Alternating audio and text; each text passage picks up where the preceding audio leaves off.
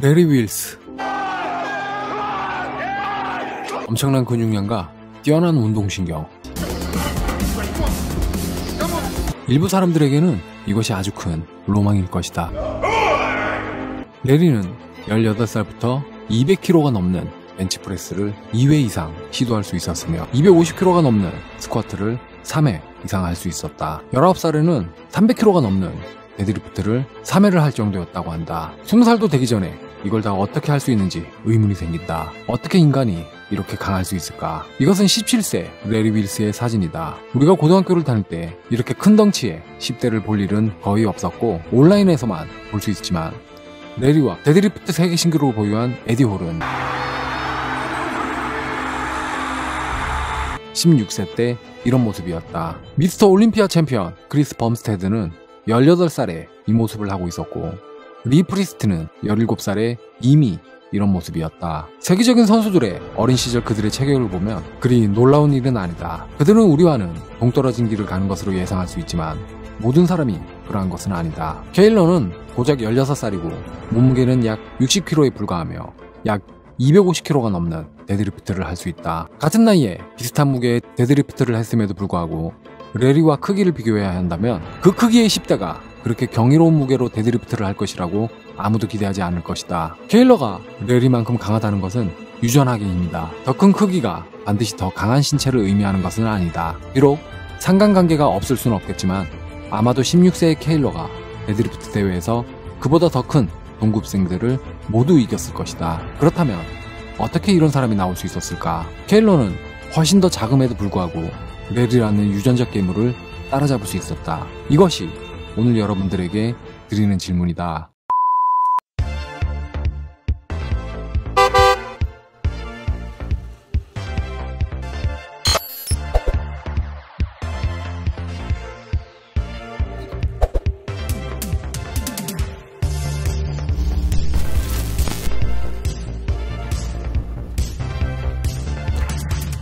오랜만이네. 야, 너 차 사냐? 차 좋지. 너 돈 없잖아. 없어. 지금 원대로도 샀어. 이거 뭐 어떻게 산 거야? 아니, 내 돈 없이 그냥 렌트 알아? 신차 장기 렌트 요즘 장기 렌트. 렌트로 했어? 응. 뭐 보험료나 뭐 취등록세 이런 것도 없이? 따로 들어가는 돈 하나도 없어. 우와, 대박이다. 와, 차 진짜 비싼, 이거 비싼 차 아니야? 이거 엄청 비싸. 한 8천만 원 정도 할걸? 야, 차가 조용해서 오는지도 몰랐어. 너무 조용해. 빵빵거리면 기분 나빠가지고 때리려다가 왔어. 진짜?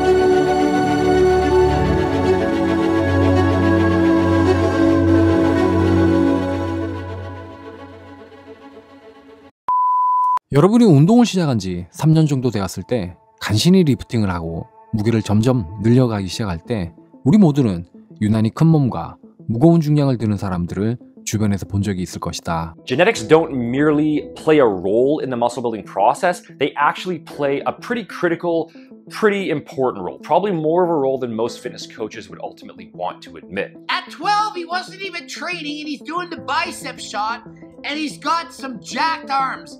No training whatsoever. He started doing a couple curls, maybe a 1 or 2 side laterals for a couple weeks, and boom! Muscles are growing. 유전학은 매우 실망스러울 수 있다. 어떤 사람들은 다른 사람들보다 더 강하게 시작하고 어떤 사람들은 운이 좋고 다른 사람들은 운이 좋지 않다. Some of us are also naturally predisposed to building muscle at faster rates. It would be naive to assume that we're all born on a 100% equal playing field when it comes to building overall muscle size and strength. It's just not the case. 요점은 우리 모두가 서로 다른 유전적 특성을 갖고 있고 누군가가 좋은 유전적 특성을 가지고 있는지 여부를 결정하는 많은 요소가 있으므로 그중 몇 가지를 살펴보자. 직은 섬유보다 속근 근육이 더 많고 풍부한 사람은 일반적으로 근력 및 파워 트레이닝에서 더 뛰어난 반면 직근을 더 많이 갖고 있는 사람은 더 많은 근육을 사용하는데 유리하다. 그리고 직근을 더 많이 갖는 것은 근육을 강화하는 데에는 훨씬 불리하지만 장거리 훈련 및 지구력 스포츠에 더 특화되어 있다. If you have mostly fast twitch muscle fibers, you're much more likely to be able to add more muscle versus slow twitch, you're more likely to be good at endurance. 절대 근력이 증가함에 따라 상대 근력은 감소하며 절대 근력은 체중에 관계없이 사람이 들어올릴 수 있는 최대 무게이다. 상대 근력은 체중 대비하여 들어올릴 수 있는 총무게이다. 레리는 19살에 700파운드의 데드리프트를 했으며 445파운드를 데드리프트한 16세의 케일러보다 훨씬 더 컸다. 이 경우 레리는 더 나은 절대 근력을 가지고 있지만 케일러는 레리보다 상대 근력이 더 뛰어나다고 볼 수 있다. 케일러는 자신의 체중의 3.37배에 달하는 훨씬 더 큰 상대 근력을 가지고 있다. 상대적인 근력이 더 높은 사람들은 일반적으로 근력이 더 좋고 파워 트레이닝은 상대적인 근력이 약한 사람들은 볼륨 내성이 더 높기 때문에 보디빌딩 스타일 트레이닝에 더 적합할 것이다. 근육의 모습도 외모에 큰 역할을 한다. 가장 일반적인 예는 긴 팔과 짧은 팔을 비교하는 것이다. 조금 더 짧은 팔을 가진 왼쪽이 오른쪽보다 더 좋아 보이고 더 풍성해 보인다. 또 다른 예는 등 근육이다. 왼쪽의 등 근육이 오른쪽보다 더 풍성하고 인상적으로 보인다. Every muscle in the body is going to look different depending on how it's attached. So if you have great full-looking muscle bellies, you are going to be able to look a lot better when you add muscle. 크기 차이는 있지만 왼쪽의 복근이 오른쪽 거보다 훨씬 더 좋아 보인다. 지방 분포도 왼쪽에 있는 것이 오른쪽에 비해 중앙 부분에 체지방이 적다. 여기 브래드의 예가 있다. 그는 체지방을 15%로 유지함에도 완전한 식스팩을 보유하는 이유는 다리와 등에 더 많은 지방을 배분하여 체지방률이 높아도 육안으로 보이는 식스팩을 만드는 경향이 있기 때문이다. 팔도 근육이 부착되는 개별 근력에 중요한 역할을 한다. 힘줄의 도움으로 힘줄이 부착되는 곳과 관절 중심 사이에 존재하는 거리를 모멘트암이라고 하며 렌치와 비슷한 방식으로 작동된다. 이 모멘트암의 길이가 길수록 더 많은 힘을 가할 수 있다. 더 긴 모멘트암으로 더 많은 힘을 낼 수 있는 것과 마찬가지로 이것은 가장 큰 근력 구성 요소는 아니지만 신체의 유전자 중 가장 중요한 구성 요소일 가능성이 높다. 이것은 사람의 크기 형태와 기능에 대한 물리적 척도를 정의하는 과학이다. 벤치프레스의 능력을 살펴보자. 이상적인 비율은 짧은 팔을 갖는 것이다. 이는 트리스탄 리와 그렉 루가 그토록 인상적인 벤치프레스를 하는 이유를 부분적으로 설명할 수 있다. 반면에 데드리프트의 경우 팔이 길수록 유리하다. 짧은 몸통과 짧은 다리는 이동 거리를 줄여주기 때문에 In powerlifting, if you have really long arms, probably going to be a good deadlifter, but bad on the bench press and vice versa. Also, if you have a short torso, short legs, probably be a lot better at deadlifting than if you're 6'10" and have a greater range of motion on the bench press, deadlift, or squat. 더 큰 쇄골과 더 작은 허리를 갖는 것은 상당한 차이를 만들 것이다. 더 좁은 쇄골을 갖는 것은 쇄골이 넓은 경우 얼마나 많은 근육을 사용하는지에 관계없이 덜 인상적으로 보인다. Wide clavicles and small hips, there's a greater chance you're going to be better at bodybuilding than if you have narrow shoulders and wide hips.